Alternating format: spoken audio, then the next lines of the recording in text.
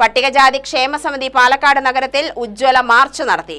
കേന്ദ്ര സർക്കാർ നിയന്ത്രണത്തിലുള്ള ഉന്നത വിദ്യാഭ്യാസ മേഖലയിൽ പട്ടികജാതി സംവരണം അട്ടിമറിക്കുന്നുവെന്ന് ആരോപിച്ചായിരുന്നു മാർച്ച്.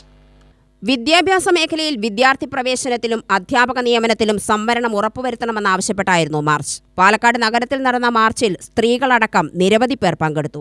പാലക്കാട് ഗവൺമെന്റ് കോളേജ് പരിസരത്തു നിന്നാണ് പ്രകടനം ആരംഭിച്ചത്. CPM ജില്ലാ സെക്രട്ടറി N. സുരേഷ് ബാബു മാർച്ചും പൊതുയോഗവും ഉദ്ഘാടനം ചെയ്തു.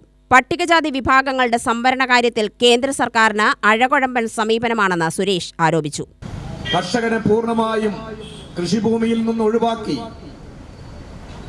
കർഷകന്റെ കൃഷിഭൂമിയെ കോർപ്പറേറ്റുകൾക്ക് തീരെഴുതി കൊടുക്കുന്ന സ്ഥിതിവിശേഷം ഈ രാജ്യത്ത് സ്വീകരിച്ചപ്പോഴാണ് രാജ്യത്തിലെ കർഷക സമൂഹം ഒന്നടങ്കം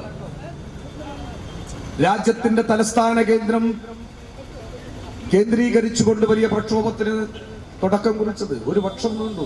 ഇന്ത്യ രാജ്യത്തിലെ ഭരണാധികാരികൾ നരേന്ദ്രമോദിയും അമിത്ഷായും തുടക്കത്തിൽ കർഷക സമരത്തെ പരിഹരിച്ചിട്ടു.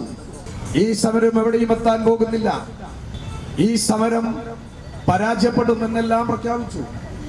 ഒരു ഘട്ടത്തിൽ ആ സമരത്തെ BJP ഗവൺമെന്റ് നേരിട്ടത്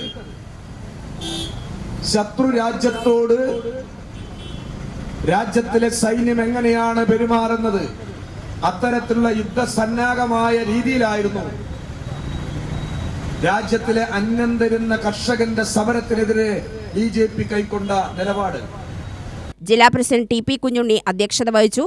PKS സംസ്ഥാന സമിതി അംഗം PP സുമോദ് MLA സ്വാഗതം പറഞ്ഞു. ജില്ലാ സെക്രട്ടറി V. പൊന്നുകുട്ടൻ, സംസ്ഥാന സമിതി അംഗങ്ങളായ P. വാസു, K. രാജൻ, ജില്ലാ എക്സിക്യൂട്ടീവ് അംഗങ്ങളായ M. Madhavan, KP Sreenivasan, OV Swaminathan, BC Ayyappan തുടങ്ങിയവർ പ്രസംഗിച്ചു.